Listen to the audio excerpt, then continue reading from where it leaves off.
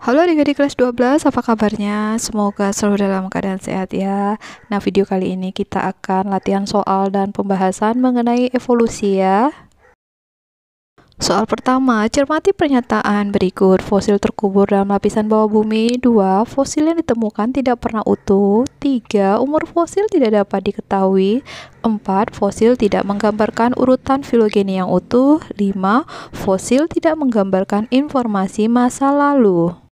Kelemahan fosil sebagai bukti evolusi yang dikemukakan Charles Darwin ditunjukkan oleh nomor 1 dan 2, 1 dan 3, 1 dan 5, 2 dan 4, atau 2 dan 5. Oke, sudah pasti fosil yang ditemukan tidak pernah utuh nomor 2 dan 4. Fosil tidak menggambarkan urutan filogeni yang utuh. Jadi option D adalah jawabannya adik-adik ya. Berikutnya, pernyataan berikut merupakan pokok-pokok pikiran yang mendasari hipotesis Darwin tentang seleksi alam yang mendorong terjadinya evolusi, kecuali tidak ada dua individu yang identik, B. Setiap ukuran populasi cenderung bertambah, C. Bertambahnya anggota populasi tidak berjalan terus-menerus, D. Perkembangbiakan memerlukan makanan dan ruangan yang cukup, atau E. Lingkungan mempengaruhi perubahan gen pada makhluk hidup. Oke, ini kecuali ya, sudah pasti jawabannya adalah E. Lingkungan mempengaruhi perubahan gen pada makhluk hidup. Ini sebenarnya adalah pokok pikiran dari Lamarck ya. Soal ketiga, perhatikan pernyataan tentang evolusi berikut. 1. Memanjangnya leher jerapah karena pengaruh lingkungan. 2. Jerapah berleher panjang berasal dari jerapah berleher pendek. 3. Nenek moyang jerapah berleher panjang dan berleher pendek. 4. Jerapah berleher pendek mati kelaparan, sedangkan jerapah berleher panjang tetap hidup. Adaptasi menurut Lamarck ditunjukkan oleh nomor A 1 dan 2, B 1 dan 3, C 2 dan 3, D 3 dan 4, atau E 4 dan 5 adik-adik. Nah, kalau kita lihat, 1. Memanjangnya leher jerapah karena pengaruh lingkungan, itu benar ya. Yang kedua, jerapah berleher panjang berasal dari jerapah berleher pendek, itu juga benar ya. Nah, 3 adalah Darwin, nenek moyang jerapah berleher panjang dan berleher pendek. Sementara yang keempat, jerapah berleher pendek mati kelaparan, itu menurut Darwin benar ya. Yang berleher panjang tetap hidup karena tidak mendapatkan makanan yang berleher pendek ya. Jadi jawabannya tadi adalah 1 dan 2. Soal keempat, perhatikan percobaan Spallanzani berikut. Nah, yang gambar 1 di sana dipanaskan adik-adik ya dan ditutup. Yang kedua dan ketiga dibiarkan beberapa hari. Nah, yang keempat dibuka ya tutupnya. Nah, interpretasi pada gambar nomor 4 adalah air kaldu menjadi keruh dan mengandung mikroba. Nah, hal ini membuktikan bahwa A. Air kaldu yang dipanaskan belum mematikan mikroba, B. Mikroba dalam air kaldu berasal dari udara, C. Air kaldu keruh karena pemanasan terlalu lama, D. Air kaldu yang terbuka dapat berubah menjadi organisme, atau E. Makhluk hidup berasal dari benda mati. Nah, sudah jelas jawabannya adalah B adik-adik ya. Mikroba dalam air kaldu berasal dari udara. Nah, Spallanzani sendiri adalah salah satu yang mendukung teori biogenesis ya. Makhluk hidup berasal dari makhluk hidup. Kita masuk soal berikutnya. Organ yang digunakan akan berkembang dan organ yang tidak dipakai akan menyusut. Teori ini dikenal dengan use and disuse yang dikemukakan oleh A. J.B. Lamarck, B. Alfred Wallace, C. Charles Lyell, D. Charles Darwin, atau E. August Weismann. Oke, sudah jelas ini jawabannya adalah A. Lamarck ya adik-adik. Berikutnya, teori abiogenesis runtuh karena percobaan yang dilakukan oleh A. Aristoteles, B. Alexander Oparin, C. Harold Urey, D. Anthony van Leeuwenhoek, atau E. Louis Pasteur. Nah, sudah jelas jawabannya adalah E adik-adik ya, Louis Pasteur dengan perangkat percobaannya yang menggunakan labu leher angsa ya.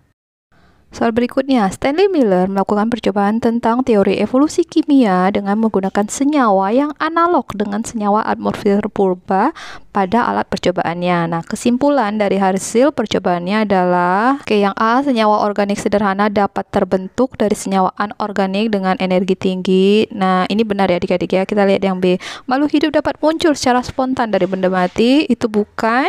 Asam amino dan nukleotida merupakan penyusun protein. Memang ada hubungannya dengan asam amino dan nukleotida ya adik-adik ya.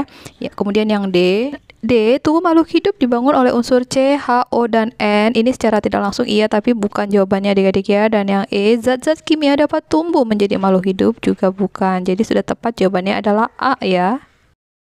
Berikutnya, faktor utama yang menyebabkan penurunan populasi bistun betularia bersayap cerah setelah revolusi industri adalah A. Seleksi alam, B. Adaptasi terhadap lingkungan, C. Persaingan dalam hal pangan, D. Perubahan warna cerah menjadi gelap, atau E. Warna gelap lebih adaptif dengan lingkungan. Nah, sudah jelas jawabannya ini adalah warna gelap lebih adaptif dengan lingkungan, E ya adik-adik.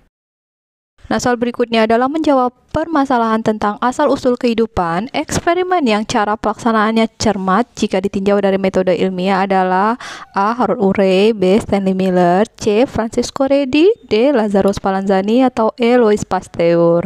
Oke, sudah jelas ini jawabannya B adik-adik ya, Stanley Miller dengan perangkatnya yang lumayan ribet ya, seperti pada gambar.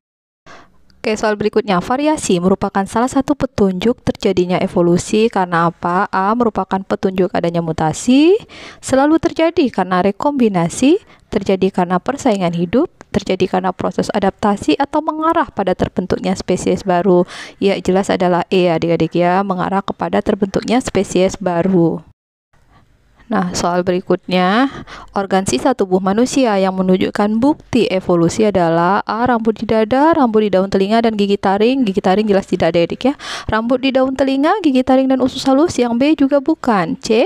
Usus halus, ada usus halus berarti tidak. D. Otot penggerak telinga, tulang ekor, dan umbai cacing. Ya, ini adalah jawabannya ya adik-adik ya, D. Nah, adapun organ sisa atau vestigial ini dianggap sebagai sisa evolusi adik-adik ya. Jadi masih terdapat pada tubuh manusia, namun belum diketahui nih atau dikatakan tidak punya fungsi dalam kehidupan manusia. Oke, berikutnya, seri fosil paling lengkap yang pernah ditemukan adalah fosil A. Kuda, B. Manusia, C. Burung, D. Reptil, atau E. Gajah. Oke, jawabannya adalah A ya adik-adik ya, kuda. Oke, berikutnya, filogeni menjelaskan perkembangan makhluk hidup dalam evolusi, sedangkan ontogeni mengenai perkembangan zigot sampai dewasa. Nah, pernyataan berikut yang benar adalah A. Filogeni sangat bertentangan dengan ontogeni. Itu tidak benar adik-adik ya. Filogeni sangat erat hubungannya dengan evolusi, juga bukan jawabannya. Filogeni merupakan rekapitulasi dari ontogeni. Nah, ini keliru ya. Kebalikannya, ontogeni sangat erat hubungannya dengan evolusi, atau yang E, ontogeni merupakan rekapitulasi dari filogeni. Ya, jawabannya adalah E ya adik-adik. Nah, tadi kita tahu bahwa ontogeni adalah perkembangan individu dari sel telur yang dibuahi hingga mati ya. Sementara filogeni proses perkembangan organisme dari filum sangat sederhana hingga paling kompleks. Nah, sehingga ontogeni merupakan filogeni yang dipersingkat ya adik-adik. Atau istilahnya ontogeni merupakan ulangan atau rekapitulasi dari filogeni.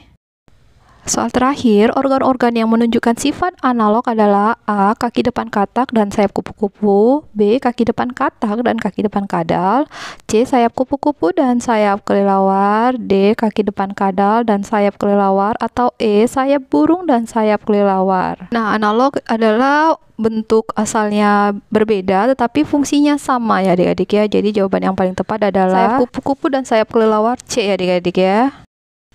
Nah adik-adik, itu tadi latihan soal dan pembahasan kita mengenai evolusi. Memang hanya sebagian kecil, tetapi semoga dapat membantu kalian untuk mempersiapkan diri dan lebih memahami mengenai evolusi ya, materi evolusi. Nah, kita bertemu pada materi lainnya adik-adik. Tetap semangat, tetap jaga kesehatan. Salam.